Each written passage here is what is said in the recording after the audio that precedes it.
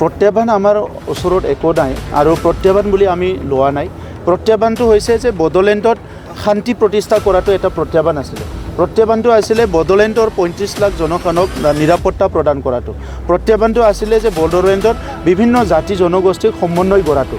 এই কামখিনি আগৰ ৰাজনীতি কৰা নেতাসকলে কৰি থৈ যাব নোৱাৰিলে।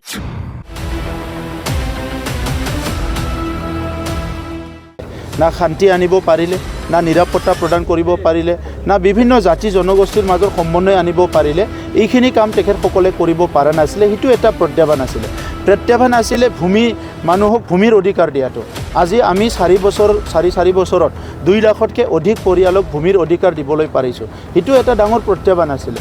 প্ৰত্যাহ্বান আছিলে আন্তঃগাঁথনি নিৰ্মাণ কৰাটো আৰু ৰাস্তা ঘাট বহুত বেয়া আছিলে। আজি প্ৰায় 1600 কিলোমিটাৰটো হৈয়ে গ'ল আৰু কেইদিনমান পিছত 1900 কিলোমিটাৰ ৰাস্তা নিৰ্মাণ কৰা হৈ যাব আমাৰ অঞ্চলত। গতিকে সেইবিলাকে প্ৰত্যাহ্বান আছিলে। প্ৰত্যাহ্বানটো ৰাজনৈতিক দল নহয়, প্ৰত্যাহ্বানটো ৰাজনৈতিক নেতা নহয়। আমি প্ৰত্যাহ্বান হিচাপে চাওঁ কোনোবা ৰাজনৈতিক দলে হয়, কোনোবা নেতাই হয়। আমি ৰাজনীতি কৰা মানুহবিলাকে বুজি পাব লাগিব আমাৰ কাৰণে প্ৰত্যাহ্বানটো ৰাজনৈতিক দলটো হ'ব নোৱাৰে। তেখেতসকলে প্ৰতিদ্বন্দ্বী হ'ব পাৰে কিন্তু নট প্ৰত্যাহ্বান। গতিকে আমি কোনো দলক প্ৰত্যাহ্বান বুলি লোৱা নাই। কোনোবা 40টা খেলে, 10টা খেলে, 5টা খেলে, নিজৰ দলীয় সিদ্ধান্ত হ'ব।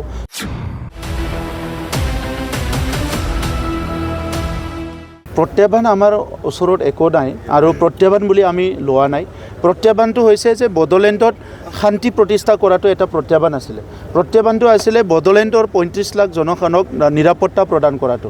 প্ৰত্যাহ্বানটো আছিলে যে বড়োলেণ্ডত বিভিন্ন জাতি জনগোষ্ঠীক সমন্বয় কৰাটো। এই কামখিনি আগৰ ৰাজনীতি কৰা নেতাসকলে কৰি থৈ যাব নোৱাৰিলে।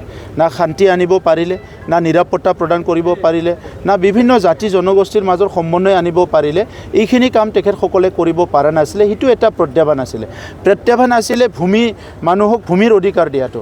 আজি আমি 4 বছৰত 2 লাখতকৈ অধিক পৰিয়ালক ভূমিৰ অধিকাৰ দিবলৈ পাৰিছোঁ। সেইটো এটা ডাঙৰ প্ৰত্যাহ্বান আছিলে।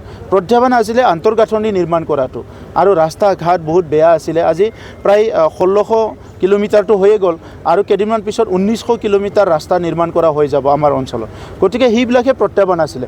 প্ৰত্যাহ্বানটো ৰাজনৈতিক দল নহয়, প্ৰত্যাহ্বানটো ৰাজনৈতিক নেতা নহয়। আমি প্ৰত্যাহ্বান হিচাপে চাওঁ কোনোবা ৰাজনৈতিক দলে হয়, কোনোবা নেতাই হয়। আমি ৰাজনীতি কৰা মানুহবিলাকে বুজি পাব লাগিব আমাৰ কাৰণে প্ৰত্যাহ্বানটো ৰাজনৈতিক দলটো হ'ব নোৱাৰে। তেখেতসকলে প্ৰতিদ্বন্দ্বী হ'ব পাৰে কিন্তু নট প্ৰত্যাহ্বান।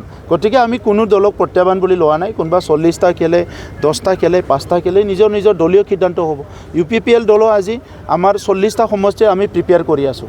3200 বুথত আমাৰ কাম কৰি আছে। আমাৰ কৰ্মকৰ্তা কাৰ্যকৰ্তা চবে বহুত উৎসাহেৰে কাম কৰি আছে। বিভিন্ন দলৰ মানুহবিলাক আহি আমাৰ দলত যোগদান কৰি আছে। বিভিন্ন ইণ্টেলেকচুৱেলসকলে, বুদ্ধিজীৱীসকল, বিভিন্ন অনুষ্ঠান প্ৰতিষ্ঠানৰ মানুহবিলাকে আমাৰ লগত যোগাযোগ কৰিছে।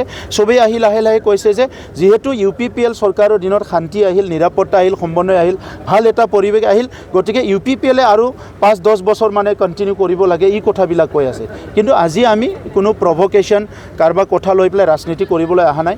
এই ভূমিত আমি জন্ম পাইছোঁ। ইয়াত আমাৰ মা, দেউতা, দাদা, ভাই, ভনী সকলো আছে। বিভিন্ন জাতি জনগোষ্ঠী। আজি বড়োসকলে যদি কষ্ট পাইছে, ইয়াত ৰাজবংশীয়েও কষ্ট পাইছিলে, ইয়াত নাথযোগীয়েও কষ্ট পাইছিলে, ইয়াত বঙালীয়েও কষ্ট পাইছিলে, মাইনৰিটিয়েও কষ্ট পাইছিলে, আদিবাসীয়েও কষ্ট পাইছিলে।